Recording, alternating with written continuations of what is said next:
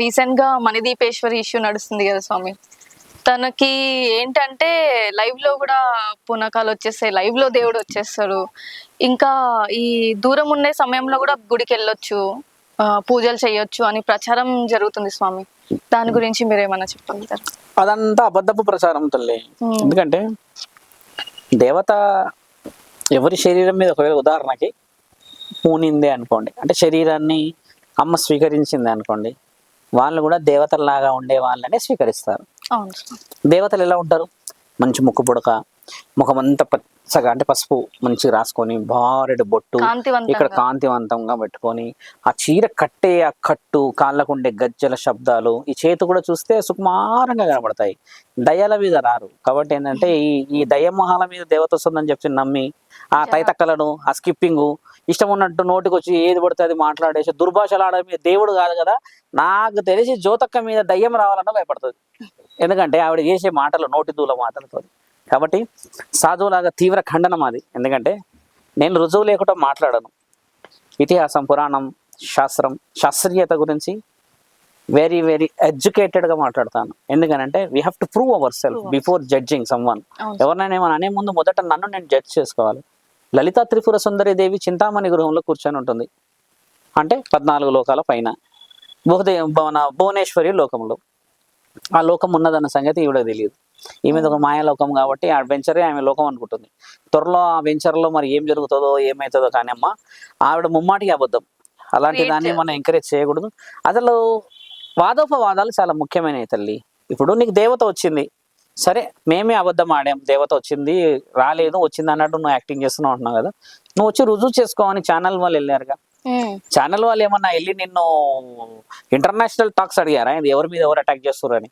అమ్మ నువ్వు ఏంది, నీ ప్రశ్నలు ఏందని అడిగారు, అంతేగాని నెక్స్ట్ జరగబోయే యుద్ధంలో మనం గెలుస్తామా మీరు గెలుస్తారా అని అడగడానికి పోలేగా. కాబట్టి ఆవిడ ప్రూవ్ చేసుకోలేనంత వరకు ఆవిడ అన్ఫెయిర్ పర్సనాలిటీ. ఒక పర్సన్ ఫెయిర్ గా మాట్లాడాలి, డిస్కషన్ చేయాలి అని అంటే ఎదుర్కోలేని వ్యక్తి లలితా త్రిపుర సుందరిని ఎదుర్కోగలదా? అక్కడ కాపలా ఎవరుంటారో తెలుసా అమ్మ? అష్ట శివశక్తులు. ఒక్క శివశక్తులు 12 అడుగులు, ఒక్కొక్క చేతిలో త్రిశూలం, ఇటు భార్యడు ఉండి 4 చేతులు ఉంటాయి. ఆ అష్ట శివశక్తులు అక్కడ ఉంటారు ద్వారపాలకుల్లాగా. అక్కడ ఉండేది ఎవరు తెలుసా అమ్మ? మీకు ఈ విషయం కూడా రాయబడిన అధ్యయనం వచ్చేసమ్మా దేవి పురాణం. ఇది దేవి పురాణంలో 3వ అధ్యయనంలో రాయబడింది. మహాముఖంటి అక్కడ లలితా త్రిపుర సుందరి ఆ చింతామణి గృహంలో ఉగ్ర రుద్రుడై ఉంటాడు తండ్రి ఆడ 8 చేతులతో. ఉగ్ర రుద్రుడు. రుద్ర పేరే చాలా భయానకమైనది శాసనాల్లో. అలాంటిది ఆయన ఉగ్ర రూపంతో ఉంటాడు అక్కడ. తండ్రి హెయిర్ ఏదైతే ఉంటుందో తల్లి ఇట్లా కదులుతూ ఉంటుందట కోపంతో.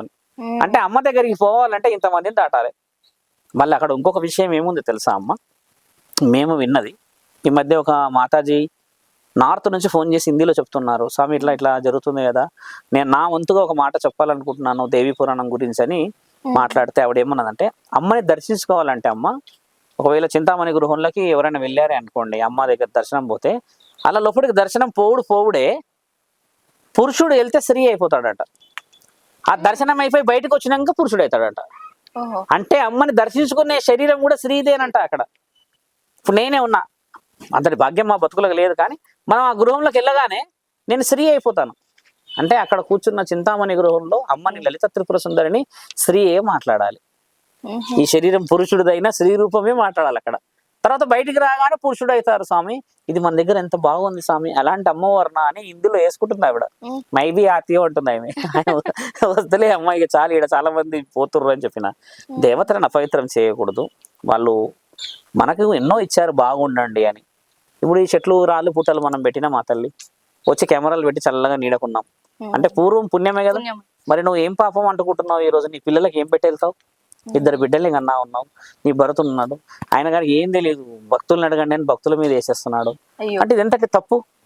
అంటే ఏమో అందులో తలకాయ పట్టుకుంటూ లేదంటే కాలు పట్టుకునే తత్వమా? కాబట్టి లలితాదేవి ఎవరి మీదకి రాదు. భూమండలంలోనే లలితాదేవితోని ఉన్న రూపాలు 100ల్లో ఉన్నాయి. గుడులలో అమ్మవారి మణిద్వీపం అనేది స్థలం పేరే, అది గుడి పేరు కాదు. మణిద్వీపంలో అమ్మ లలిత త్రిపుర సుందరి కూర్చొని ఉంటుంది అంతే. అది పురాణాలలో రాయబడిన వర్ణన. అమ్మ గొప్పతనం చెప్పబడుతుంది. ఎందుకంటే అమ్మ కూర్చున్న స్థలము వజ్రాలు, వైడూర్యాలు, మణిమాణిక్యాలు, ఎన్నో ఎన్నో ఎన్నో ఎన్నో గొప్ప గొప్ప పండ్లు, పలహారాలు, కార్యక్రమాలు ఇట్లా కోరగానే వరమిస్తుంది. అలాంటిది వర్ణించబడ్డ చరిత్ర. అందుకనే మన దగ్గరమ్మ మణిదీపేశ్వరి వర్ణన అనేది మన దగ్గర వ్రతాలు ఉంటాయి. ఆ వ్రతాలు చేసినప్పుడు అమ్మ ఆశీర్వాదం ఇస్తుంది. ఈవిడకి బిడ్డ కావాలని, అంటే పిల్లలు కావాలని, పెళ్లి కావాలని, ఉద్యోగం ఉన్న ఇల్లు అని, స్థలం కొనుక్కోవాలని, ఇలాంటివి ఇవ్వడానికి అమ్మ వర్ణించబడిన ఆ పూజ తన్మయంతో అమ్మ అక్కడ కూర్చుంటుంది. She empire to the eternity. అంటే కంప్లీట్గా ఆవిడ వెల్త్లో కూర్చుంటుంది.